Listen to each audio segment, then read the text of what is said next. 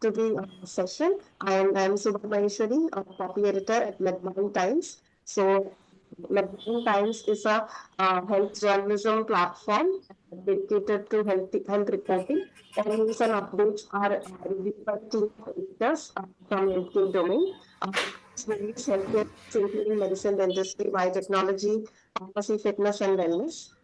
Readers can also find opinion pieces on social and health related topics. So this session is called Therapy to explore the personal and professional journey of Indian clinicians. Welcome to this session, sir. Thank you so much for joining. Uh, Over to you, Hamshi. Thank you. Good evening, sir.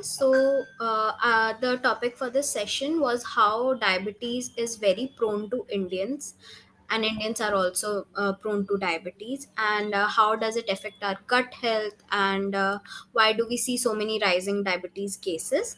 So, my first question to you is as India is known as the diabetic capital of the world, what makes Indians more prone to diabetes? Is it the genetics, lifestyle, or our traditional diet? I think it's all are being shooted into one for the Indian. I'm Dr. Anil Gomber, a diabetologist working in Delhi. Uh, Basically, why Indians are becoming more prone for diabetes is a lot of factors are into play, and not one factor. There are a lot of factors. One is genetic predisposition, early life nutrition, even the when actually sometimes it starts from the womb. The maternal nutrition is not good, low birth weight is also not good, and that is where we have an hypothesis of thrifty phenotype hypothesis. We are Asian phenotypes are totally different from other part of the world because of many other reasons, also because we are more obese, from the central obesity is much more, right? We are having urban lifestyle, which is fast developing world, which are we are fast developing world. Our BMI threshold is becoming difficult now. Our muscle mass is less. Our insulin sensitivity is also becoming different. Our lipid profile, Indian lipid profile, are totally different from the other world.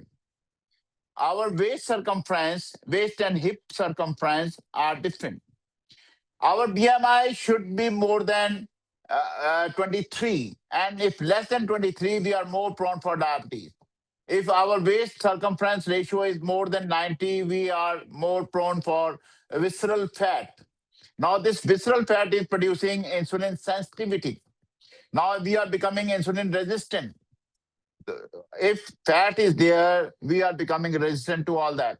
So, why Indians are having adiposity, BMI is less, early life nutrition in our childhood may be difficult to say that during that time. And this is what is thrifty phenotype hypothesis. We are having urban lifestyle and fast changing lifestyle. Now the lifestyle do have three components. One is your diet, other is an exercise, physical work, and third is a sleep disorder. Fourth is, you can say, a lot of stress and strain. Our life wants life, they'll mange more. Everything is more. We want everything becomes more. Dil mange more. So you are going to become more diabetic also. You want more food. You do not want to stress upon on your physical activity. You do not want to sleep, or your sleep rhythms are changed.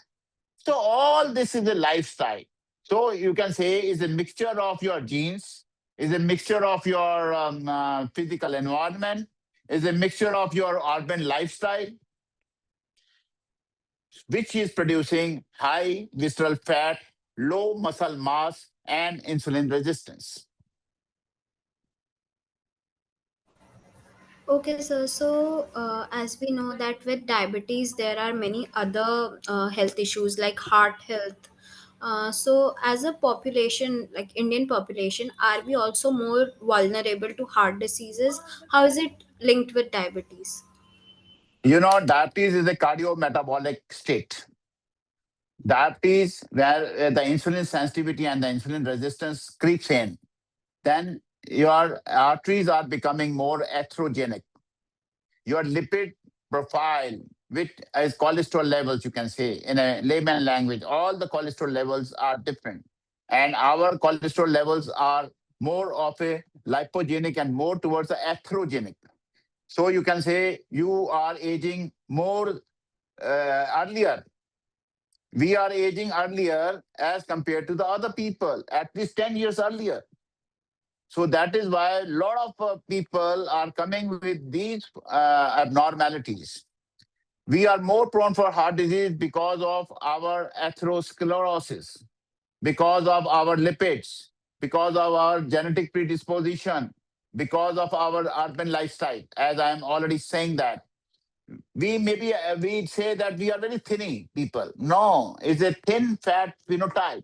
Asian phenotypes are totally different, and they are more prone for cardiac problem, more prone for coronary artery disease, more prone for chronic kidney disease.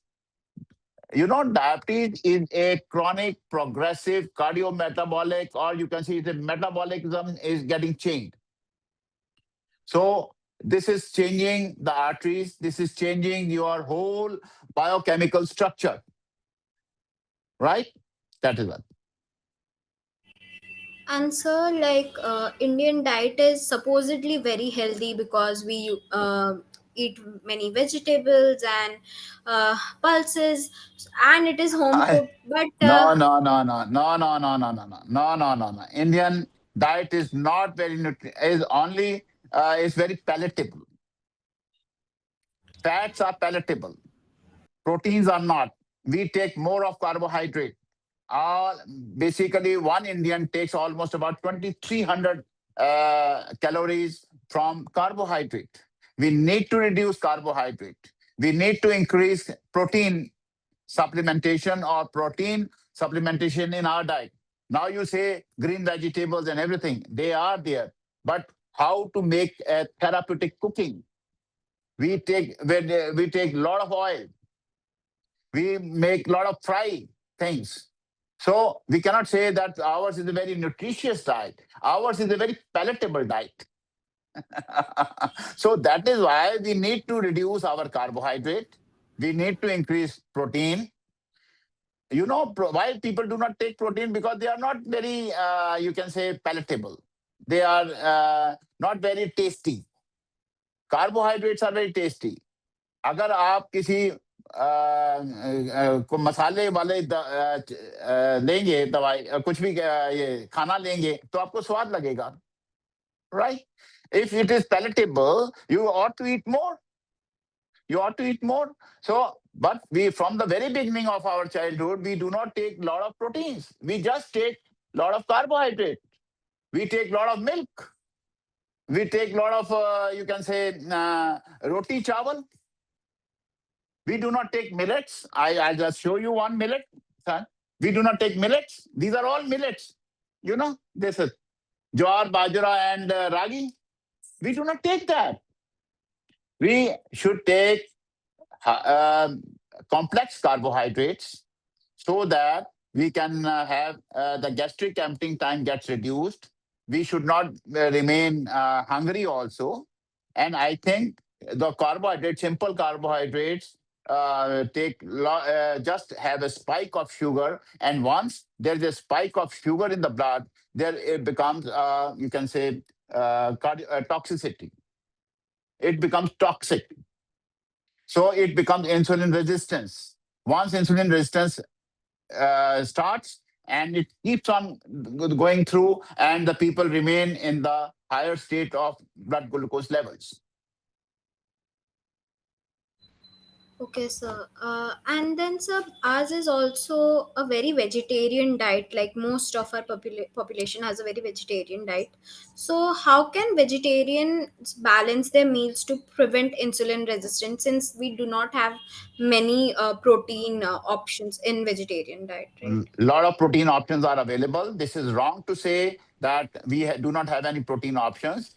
Paneer is there, tofu is there, you can say soya bean is there, all types of dals are there, all green vegetables are there. It doesn't mean that we do not take protein. We do not want to take protein because they are not very, you can say, tasty. And, so please do not say that we do not have much options. So people say, kya khaun? What do you mean by kya khaun?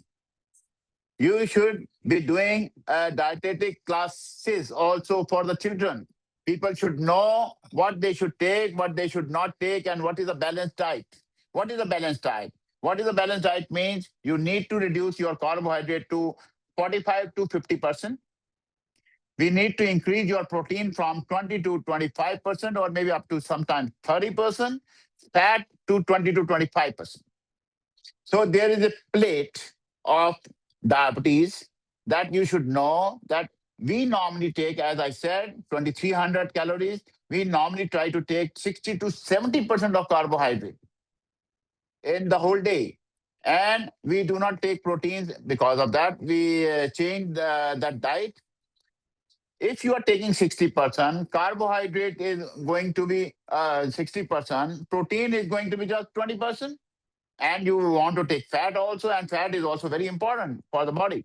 And you take fat also 20%, 20%, and 60%. So you take like that. Normally, an Indian person normally takes about 60% of carbohydrate, which we try to reduce it to 50%. So very simple idea. Whatever you are taking carbohydrate, roti chawal, you try to reduce with the half. And that half is to be taken for greens, for greens. I mean to say vegetables, salads, a lot of fiber, and you can say a lot of this green vegetables in different forms, a lot of different type of fruits. You can take nuts. So a lot of diets are there, but we are not able to get ours was a poor country. Now I think we are poor in our minds also in the form that we do not have anything else. We have everything, but it's only question of how to balance it. Right. And sir, sometimes like people before breakfast they have a glass of juice. So I've heard that these juices they are very concentrated in sugar, even though they are made with fresh fruits. So rather, would you suggest someone have a glass of juice or the full fruit? What would be more friendly? Glass of one glass of juice, any fruit you can say, or maybe you can say oranges. You need at least 7 to 8 oranges, right, for a half glass of juice. Right, 7 to 8 oranges means quite a lot. I mean say that. And if you take a raw fruit, if you take a orange, otherwise you eat the whole orange. You take the pulp also. You take the pulp also. So it means you are taking a lot of this fiber. So that is also helping the gastric emptying. So you take a lot of fiber. In that case, you will be taking only 2 or 3 oranges, not 6 or 7 or 8. So juices are little bad, or those packed ones are also having a lot of sugars. So no packed juices that contains a lot of sugar. So please take fresh fruits and cut fruits. Take the whole fruit, not like juice. And so, earlier, when not earlier, even now, when people go to doctors and someone is diagnosed with diabetes, the first thing the doctors suggest sometimes is to switch to roti instead of chawal.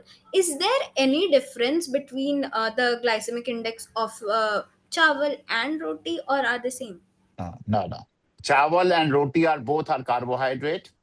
You can change your chawal and roti with unpolished rice. That is one thing. So the gastric emptying time is more, insulin sensitivity gets more. But again, unpolished rice are not very tasty. So that is why people take polished rice. That is one. As far as your atta is concerned, as far as your wheat is concerned, you can mix those wheat with some millets. So you take millet atta. You take millet, do not take wheat only. Put something soya bean, put jawar, bajra, and those diets are better those chapatis are better than a total wheat, white wheat, you can say. So the glycemic index, we need to change the glycemic index of the atta. We need to change the glycemic index of chawal. We can do this way also. You want to have chawal, you take unpolished rice. You want to take chapati, put some millets into it. Or you take millet atta, you can take that. They are also tasty. It is only question of how you really palatable. You know, you are not tuned for taking these type of things. Right. So, sir, that those were all our questions for this session. Thank you so much for answering all of them. Thank you. Diabetes and well-being is the theme of 2025 International Diabetic Federation, WHO, ADA, all are giving a theme, diabetes and well-being. Diabetes will produce the whole problem in your body. So that is why diabetes is called as a metabolic syndrome. Please remember that. Of course, Thank you. of course. Thank you. Thank you, Thank you. sir. Thank you. Thank you, sir. Thank you.